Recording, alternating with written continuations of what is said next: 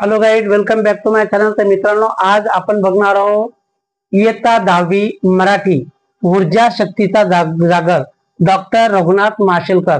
तर डॉक्टर रघुनाथ माशेलकर यांनी आपल्या बालपणीच्या आठवणी कोणकोणत्या आठवणी सांगितल्या आहेत। और ये डॉक्टर माशेलकर, इनके पिताजी बचपन में ही गुजर गए थे, एक्सपायर्ड हो गए थे, और उसके वजह से फिर उनको किन किन बातों का सामना करना पड़ता है, यही सब लेखक ने यहाँ पे बताया है। शाळा शिक्षक असा विषय निघाला की मला माझी मुंबईतील शाळा आणि शालेय जीवनातील शिक्षकांची आठवण येते।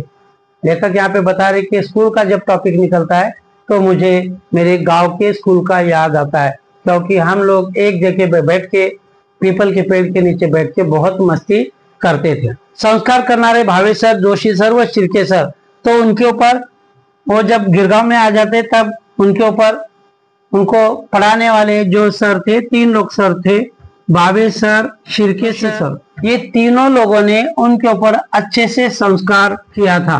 तो अच्छे से संस्कार मतलब गुड टीचिंग, तो अच्छे संस्कार इनके ऊपर ये टीचर लोगों ने किया था, और इसीलिए सर लोगों ने इनको अच्छे से पढ़ाने के बाद में फिर डॉक्टर माशेलकर यहाँ पे बताते कि ऐसे लोगों का मैं हमेशा ऋणी रहूंगा, मतलब इनका कर्जा मैं जिंदगी भर कभी पे नहीं कर सकता, उनका कर्जा मैं उतार नहीं सकता, क्योंकि उन्होंने, ये मेरे गुरुजी थे और उन्होंने मुझे अच्छे से संस्कार सिखाए थे।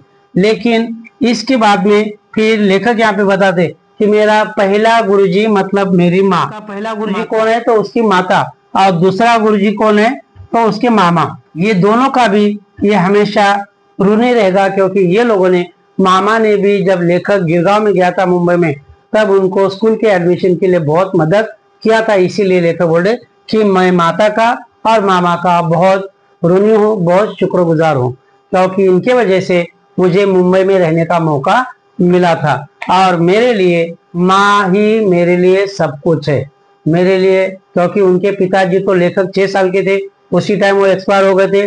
उसके बाद में पिताजी के बाद में माँ ही उनके लिए सब कुछ थी। तो लेखक का गांव था दक्षिण गोवा में, माशेल नाम का एक छोटा सा गांव था, और लेखक वहां पे रहते थे, और उनके मामा भी उसी गांव में रहते थे। लेकिन ये गांव में जब उनको काम धंधा कुछ मिलता नहीं, तो ये सब पेट भरने के लिए उदरनिर्वाह करण्यासाठी ते मुंबई मध्ये येतात, और एक रूम में गिरगांव में एक खेतवाड़ी में देशमुख गली में मालती निवास में यहाँ पे वो रहते थे। तो ये मालती निवास में ये पहले माले पे वहां पे रहते थे। रूम बहुत छोटा था, लेकिन माँ और बेटा ये दोनों लोग वहां पे रहते थे। कैसा तो भी उन्होंने वहां पे दिन निकाला, और बाद में उसकी, लेखक की माँ भी ज्यादा पढ़ी लिखी नहीं थी, लेकिन उन्होंने सोच लिया था कि मेरे साथ में जो भी कुछ हो गया, वो अनपढ़ गवार की इसके वजह से, तो उसको लगा कि मैं मेरे बेटे को बहुत अच्छे से पढ़ाऊंगी, मेरे जैसा अनपढ़ नहीं बनाऊंगी, क्योंकि पढ़े लिखे लोग रहेंगे तो वो आगे कुछ ना कुछ कर सकते हैं। इसीलिए मम्मी ने ये सोच लिया था। लेकिन मुंबई में जाने के बाद में स्कूल में तो जाना है, लेकिन स्कूल का फीस भरने के लिए पैसा नहीं, तो इसीलिए लेखक को लग रहा था कि मैं अभी स्कूल में कैसा जाऊं, क्योंकि स्कूल में जाना है तो स्कूल की फीस भरना पड़ेगा। और ये ऐसा बहुत बड़ा क्वेश्चन लेखक के सामने खड़ा हो गया था कि मेरे पास फीस भरने के लिए नहीं है, तो मैं स्कूल में कैसा जाऊं। तो ये बड़ा क्वेश्चन लेखक के सामने आ गया था। लेकिन तो भी मम्मी ने हिम्मत हारी नहीं थी। उनको लग रहा था कि मुंबई में जाके कुछ ना कुछ काम धंधा करेंगे, लेकिन अपने बेटे को वो अच्छे से पढ़ाने वाली थी, तालीम देने वाली थी।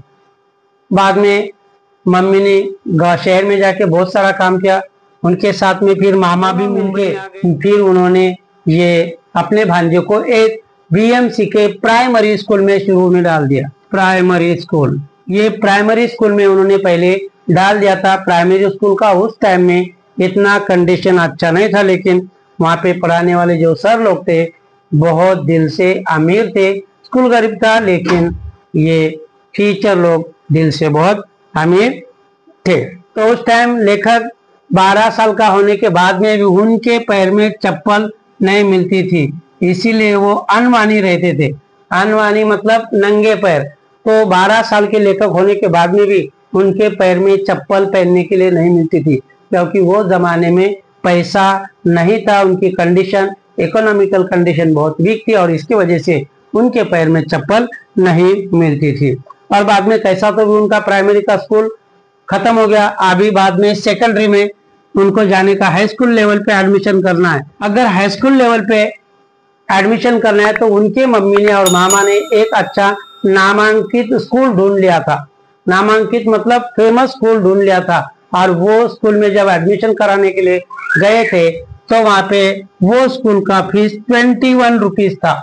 कितना रुपीज? 21 रुपीज था। लेकिन इनके पास 21 रुपया अपने बेटे का एडमिशन कराने के लिए नहीं था। और बाद में ये 21 रुपया नहीं था तो वो लेखक के मम्मी ने कैसा तो भी 21 रुपया जमा किया और उनके पड़ोसी जो लोग थे, गिराड़ जो थे, ये पड़ोसी लोगों ने भी कुछ मदद किया और बाद में उन्होंने कैसा तो भी ये 21 रुपया जमा किया और अपने बच्चे के लिए एक स्कूल में गए थे।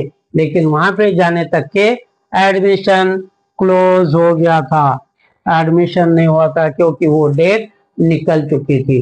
तो लेखक को लग रहा था कि अभी कैसा हो जाएगा, लेखक का पढ़ाई का काम तो पूरा होने वाला नहीं था, ऐसा लेखक को लग रहा था। तो दोस्तों ये यहाँ तक ठीक है, और ये वीडियो अगर पूरा लेसन ले लेंगे तो बहुत बड़ा हो जाएगा, इसलिए मिलते हैं सेकंड पार्ट में।